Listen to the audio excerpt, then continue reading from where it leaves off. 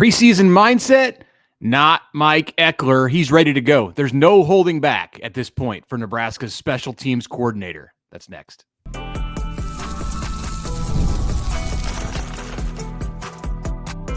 You are Locked On Nebraska, your daily Nebraska Cornhuskers podcast, part of the Locked On Podcast Network, your team every day.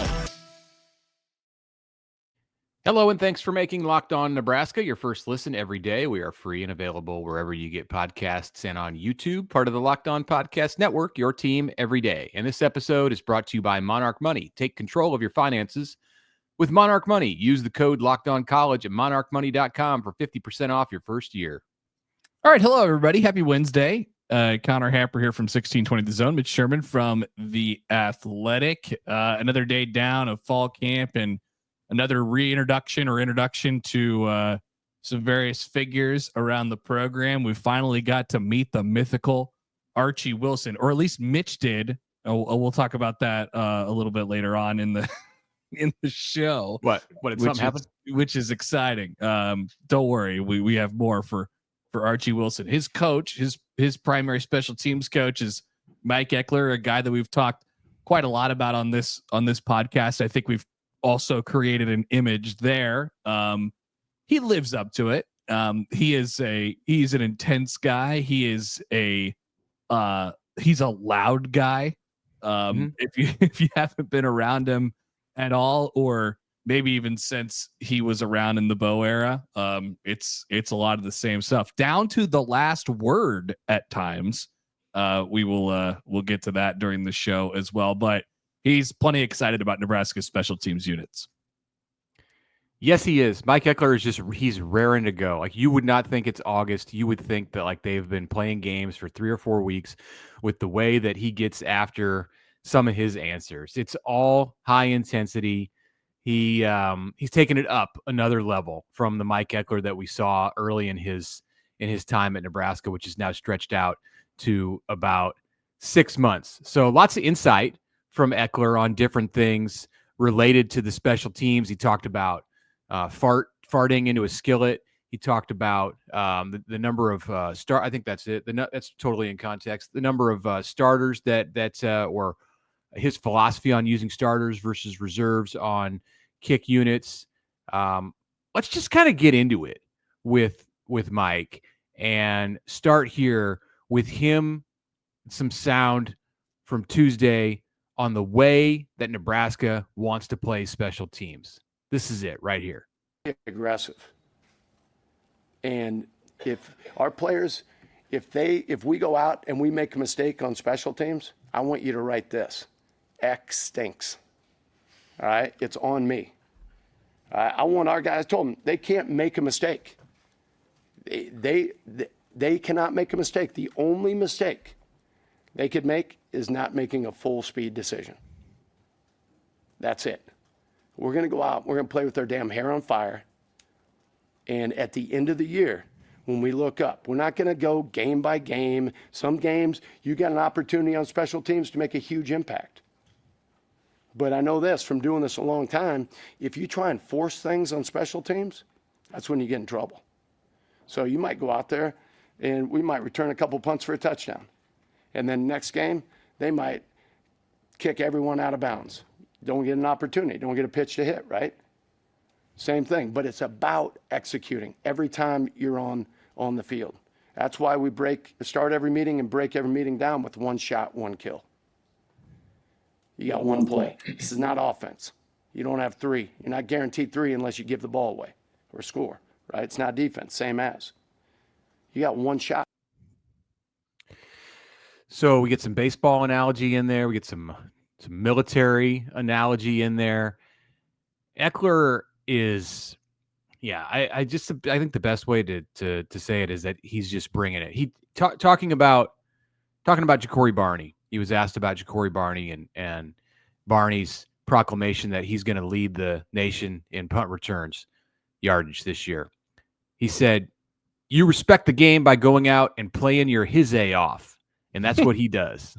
I mean, There's just not like a moment off at all with Mike Ekeler when you have that conversation. It's tiring to have a 20-minute conversation with him. Yeah, In a good way. I think there's a method to that madness, right? I mean, he's had a lot of success being in the exact position that he's in, and you don't get a second off. You only get one shot. If you're not ready for that shot, then it's gonna pass you by before we start quoting Eminem and stuff like that. I'm sure that's been said at Nebraska practices, but I think that's part of the right. We have to get this right because we're going to be judged off of it, and it affects the team's ability to win and lose games. And damn it, we're not going to be the ones who stand in the way of losses, right? Yeah. We're going to be the reason why we win. So I think there's a real intensity and a sort of pressure there that's really good for Nebraska. Honestly, I love the approach. I think he's working to take the pressure off of the players. And when he says these things like, if we play poorly, that's on me.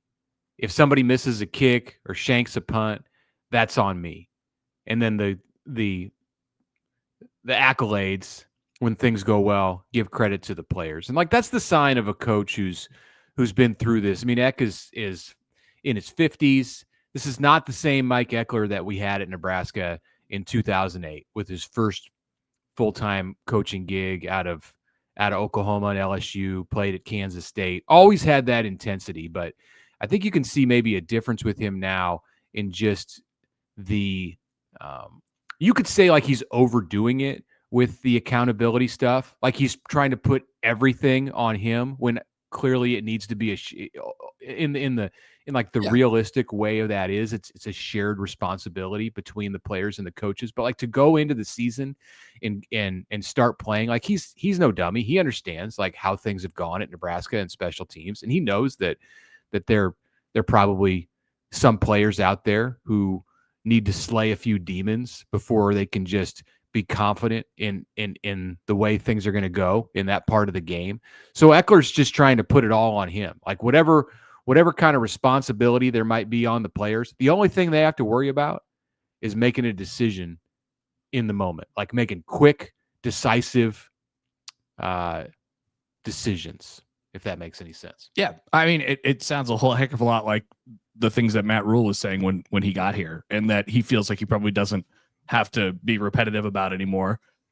But with the special teams, it's obviously been an issue, and he touched on it even in that 30-second clip there. Once you start getting caught up in all that crap, that's when you start screwing up. So I think there's really a lot to the mentality of it and how Nebraska's approached it over the last several years, and he knows that. And it's going to be a difficult, I think, task to coach all that out, to not, see a bad special teams play happen and say, oh crap, here we go again.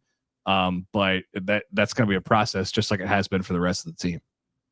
Yeah, I want to play another clip from Mike Ekeler in his Tuesday press conference, and this one brought back some vibes from a different era of Nebraska football. Here we go. Everybody's got a job to do. And if that job is not done well, I won't point a finger, I'll point a thumb. And that's the way we're going to do it. So again, at the end of the year, when we look up, we're all going to be smiling. But we're not going to ride a damn wave around here. And there's no curse. Only curse I know is we freaking making game-winning field goals where I've been. I don't think you could think of a curse. That's a curse right there. I would have went to Bambino or something like that. But it's just classic Mike Ekeler. And that Bo Pelini, it's like this is like the Leonardo DiCaprio meme where he's sitting in front of the TV and he's pointing at it. That's him. When Ekeler started pointing the thumb, I don't point the finger, I point the thumb. But I picture Bo at home. He's watching that on his big screen, streaming the Nebraska. I'm sure he does that. He streams the Nebraska press conferences, don't you think? I'm sure at the very least he got a text from somebody who sent that to him, like, I remember. Who taught you that, Mike? Who taught you to say that? That's right, Uncle Bo. Uncle Bo taught you to say that. So we need more connections to the Bo era. I love that. It's been a minute since we've had anything that harkens back to Pelini, and that was it right there. That was the perfect way to do it for Mike Ekeler. I mean, you remember he was at Oklahoma and LSU with Bo before coming together with Bo and Carl to Lincoln in 2008. So he got a lot of his, like, a lot of the coaching intensity that Mike Ekeler has, I think, comes from that staff and those guys. Just like the football intensity, I think that's always been there. I think that was definitely there when he was running into walls at Kansas State as a special teams guy. But yeah, Eck was great, and we had questions. We talked about this on the show on Tuesday about whether Mike Ekeler is actually prepared to be able to change everything in a short period of time with the Nebraska special teams. We kind of made a trip down memory lane and relived some of the terribleness of special teams last year. And, and then he came out and reminded us, like, why maybe people are feeling a great amount of confidence in him, because he's a game changer with the attitude that he brings. Yeah, it sounds a whole heck of a lot like Rule, to be honest with you. Like, hey, just if you can, please trust me, put your full weight into me, and it's going to happen. Like, buy in, and we're going to do it. So if a guy has pedigree like that, then you're more than likely going to trust that. Okay, let's do it. Let's take a break. Let's come back, talk about Archie Wilson. What happened on Tuesday with Archie Wilson, the man of the hour? If Mike Ekeler is the star of this show, then on Tuesday, then Archie Wilson was the featured performer. We're going to get to the freshman punter after this. But first, a word from our friends from Monarch Money. Ever wish managing your money felt just a little bit easier? Well, with Monarch Money, it can. We're not talking about just a little bit either. This could be a game changer. Whether you're growing your savings or planning a big purchase, Monarch puts you in the driver's seat. It's like having your own personal CFO, giving you full visibility and control over your finances. Monarch Money is more than just a budgeting app. It's a complete financial command center. You could track all your accounts, investments, and spending all in one place. So in addition to managing your money, you're also taking that next step in building that wealth. If you are getting serious about a new big purchase coming up soon or something like that, Monarch could be a great place to get your finances in order. Just saying, it can be. And you have the ability to collaborate with the people who you are investing in that big purchase with. So Monarch is going to be the thing for you. Take control of your finances with Monarch Money and use the code LOCKEDONCollege at monarchmoney.com for 50% off your first year. That's monarchmoney.com with the code LOCKEDONCollege for, once again, half off your first year.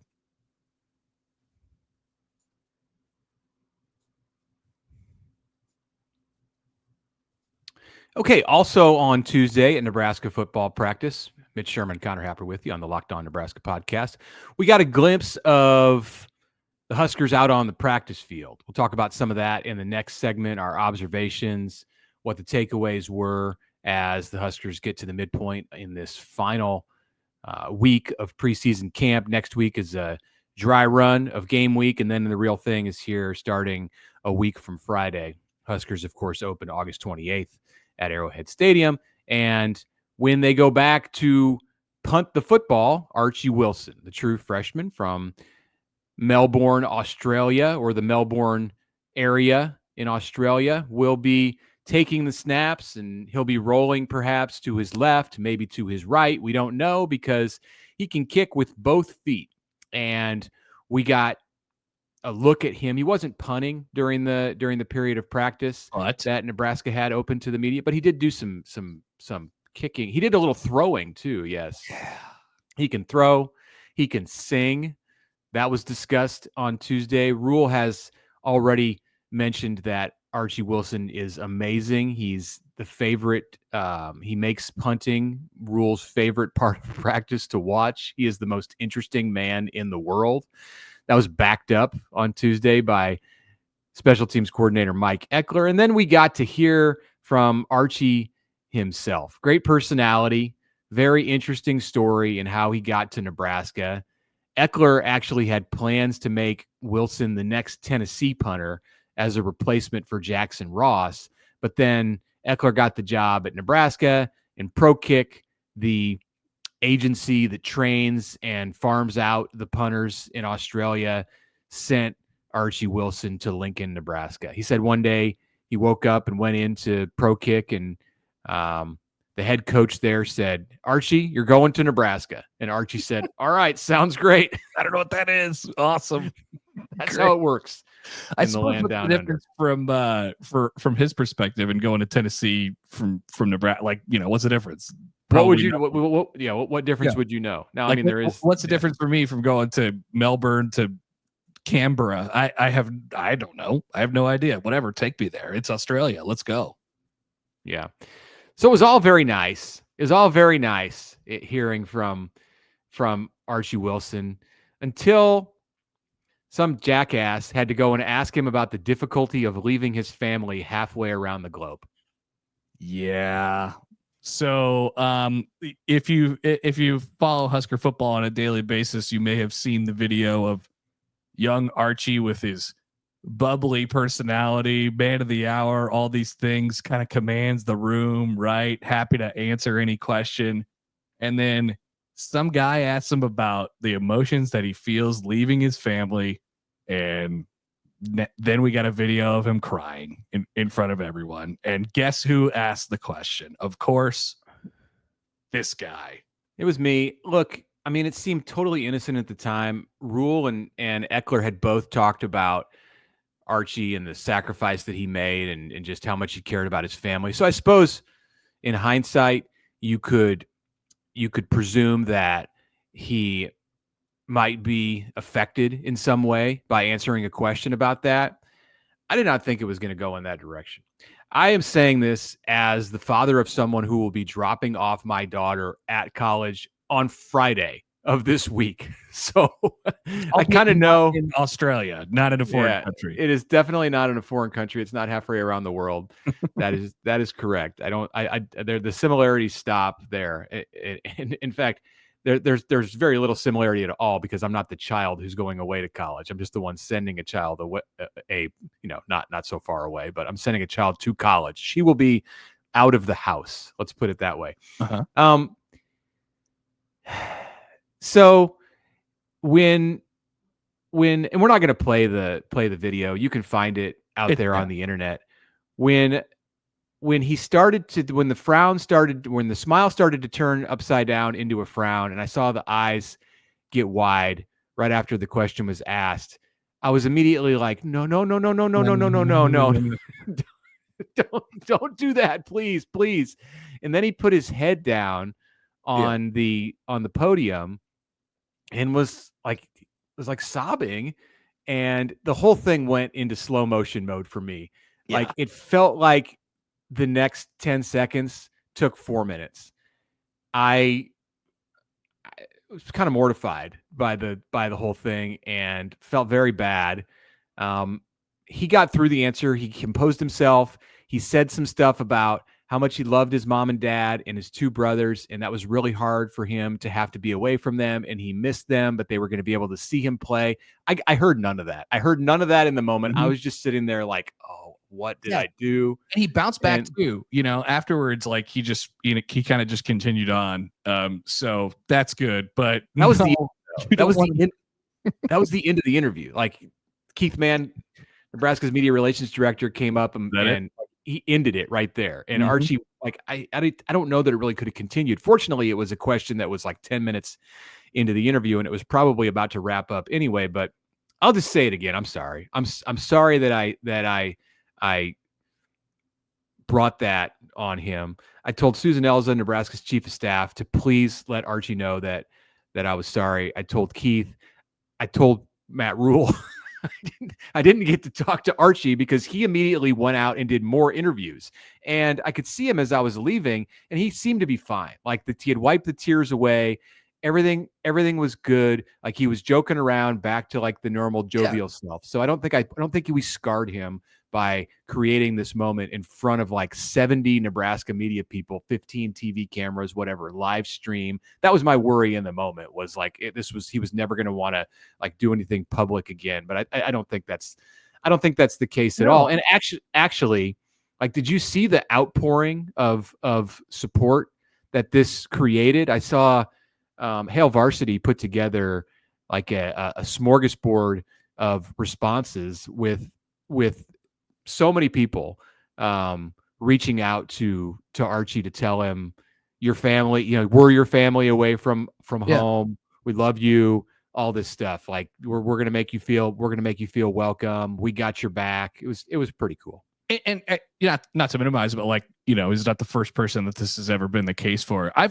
To your credit, Mitch, I have often, it is a fascinating dynamic. It's really difficult for anybody who it's difficult for anybody to understand. Aside from, I don't know. I don't want to make a comparison, but like it's really difficult to wrap your head around. I've talked to a bunch of, foreign or Australian. You're talking about just the international players. Yeah. It's tough. It's tougher when you can't just fly home on a Saturday. They can't go home. They can't go home. That like the longest opportunity they're going to have to go home is during the summer. Like maybe it's a quick back and forth, 3 weeks, a month or something like that, like tops.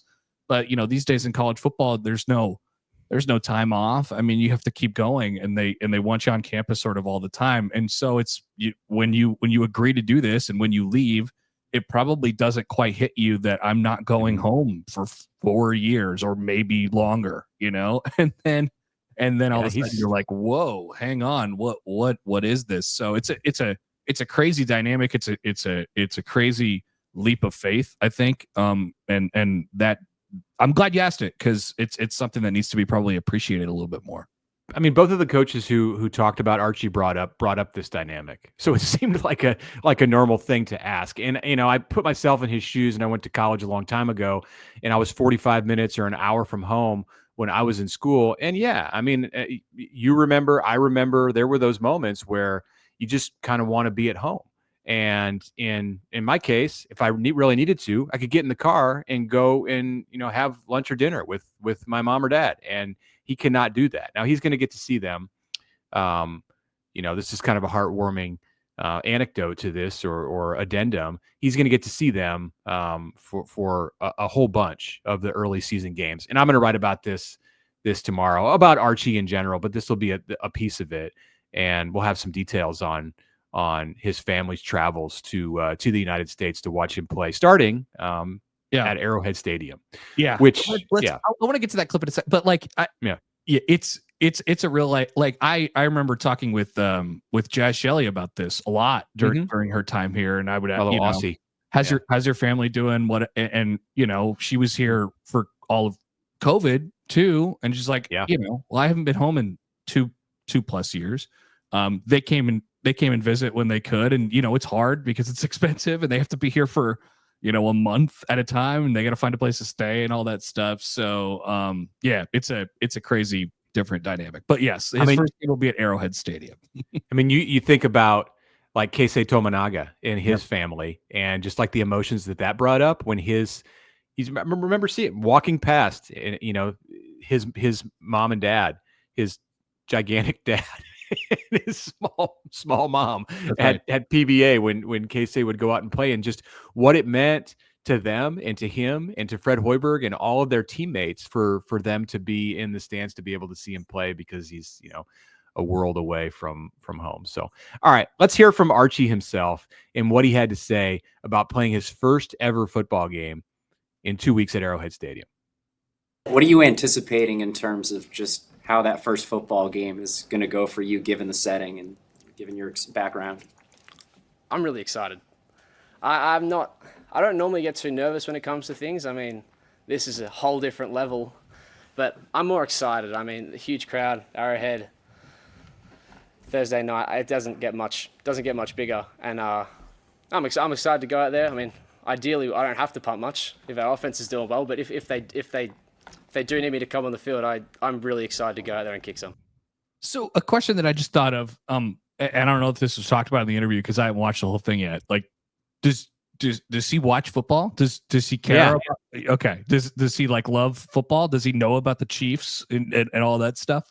That I don't know. He said that when he got connected with Nebraska, well, when he knew that he had the ability to kick in college, and you kind of get a sense when you're at Pro Kick because they've sent so many. There's a couple years ago, the New York Times did a piece about Pro Kick and Aussie punters and referenced how there were, I believe, 61 out of 123 FBS schools at the time. Last year, there were 14 of them in the SEC alone. So when you're an upcoming punter at Pro Kick, if you're on your way to being a punter in college, they know and you know. So he's been on this track for a while, and he started to study college football, is what he said. He got into it, and then once he realized that Nebraska was the place he was going, and he had maybe a couple of months notice before he got to Nebraska in June, that's when he started studying up on the state of Nebraska and like the people of Nebraska, Memorial Stadium, the Nebraska football program,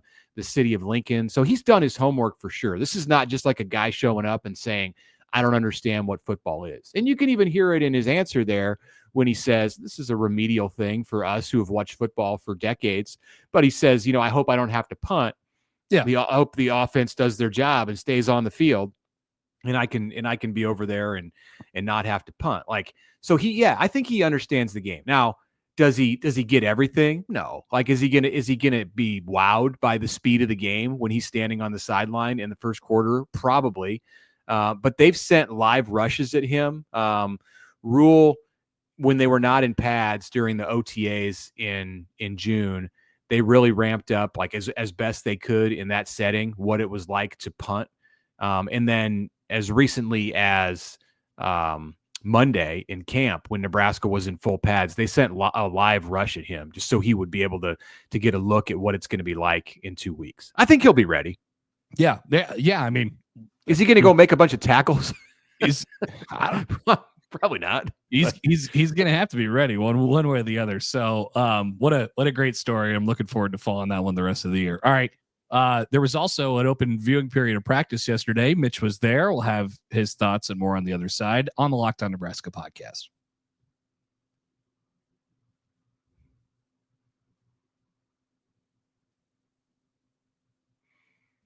Yes, we are taking questions for the mailbag.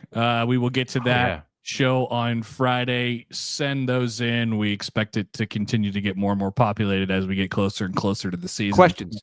We may have to cut this off. Like, we need questions. Like, the comments are great. We love the comments, but we had 23 submissions last week and we had a 50-minute show. We're not going to do that every week. We're going to try to keep it to 35 minutes. And so we'll start weeding these things out. Like, send us questions and we'll answer them. All right, Mitch, what'd you see? Where were your eyes drawn to and you walked into practice, and what are your takeaways? Okay, let's start with the O-line because I walked out into the Hawk Center, and those are the first guys you see. Well, I saw tight ends first, and I saw Carter Nelson and Luke Lindenmeyer and Heinrich Harburg all working on some blocking stuff. It was like an extension of the O-line drill, and so checking in with them, like they're all healthy. They're all ready to go. Had the one injury at that position early in camp with Mac Markway, the other three, and there's some others at that spot, but those are the three who are going to get the majority of the reps. So Eric Ingerson is a guy I think you can watch for as the season goes along, redshirt freshman. But Nelson, Harburg, and Lindenmeyer were doing their thing. Then I went to the offensive line, looked at left tackle, and Elijah Pritchett was out there at left tackle. Gunnar Gatula was running with the twos. At right tackle, it was Teddy Prohaska, and it was Tyler Kanak with the twos. They are set, man. I continue to just feel so good about the interior of Nebraska's offensive line with Henry Lutovsky, Justin Evans. Like I'm like buying the hype on Justin Evans. Like, dude has gotten big, and he looks like an NFL center. Like, he looks like he looks like Cam Jurgens out there running around. Like, I mean, I don't want to get crazy, but I mean, he's Tyler Lindenbaum. Like, no, he looks the part in the middle of that offensive line. Like, I don't know, that guy has done some work this offseason. And then, of course, Rocco Spindler at the right guard spot. So watch the offensive line. Went and watched the running backs in a drill where they were picking up blitzes. So they brought in, and this was hard hitting. They were running linebackers against the running backs. And so I saw, interestingly, like 1-versus-1 in that drill was Marcus Watson-Trent blitzing Emmett Johnson. Like, he picks it up. Then you saw a couple reps later, Vincent Shavers rushing Jamar Mosey. I'm sorry, Isaiah Mosey. Jamar was not picking up a blitz. Not rushing. No. Isaiah, the true freshman. Whispers around Nebraska's camp, he's going to be special. Isaiah Mosey is going to be something else. Like, by the time he leaves Nebraska, you're going to be looking at a special player. Like, that's what else. Yeah. So, I mean, he would play. They could put him out in the secondary, and he would go do it. But he's been a wide receiver, and now he's a running. There's a reason that he was committed to Oregon last year, with what Oregon can do with their recruiting. So that is a huge addition for Nebraska in this freshman class. Quentin Ives was back, but not doing any of the contact or like heavy cutting work. He's in a yellow jersey. Deshaun Singleton was in a green jersey, just meaning don't hit him. So probably some soft tissue, or just maybe like a load management kind of thing there. You know, some of the other guys like Dane Key, he was out there. Sierra Wright, Andrew Marshall, they were all out there. Those are guys who have had some of that similar stuff in recent days. Yeah, people get, we watch that really closely. Who's in a yellow jersey? Who's in a green jersey? I just, I wouldn't really be concerned about, unless they're coming off of a known injury. It's just probably, hey, let's take a lighter day, or let's take a lighter week, or something like that. I can't get myself worked up about in a shadow boxing video, Andrew Marshall was wearing a yellow jersey and everyone has to lose their minds about it. Like, it's okay. We'll be all right. That was something else. A couple other observations. Javen Wright was banged up and was rehabbing, missing practice. He's going to be okay. It was a minor thing, but not at practice on Tuesday. Vince Genatone, okay, another guy, number 30 at running back. He runs hard, very hard. Yes, like he was in the blitz pickup drill too, and he maybe not the most refined running back. Like, I don't know that he's going to make a ton of guys miss, although he has the speed to do it. Just like instinctively, I'm not sure if he's there where some of the top players are. But if they need a yard, he may be the guy they go to, especially with this injury to Ives and some questions about his availability for the opener and perhaps early in the season. Vince Genatone may see him get the ball in a goal line or short yardage situation. And then a couple true freshmen on the defensive side who I think have gotten to the point where you expect that they're going to play this year, and more than just 4 games. We talked about Cade Petschak yesterday on the pod. Put him in that category.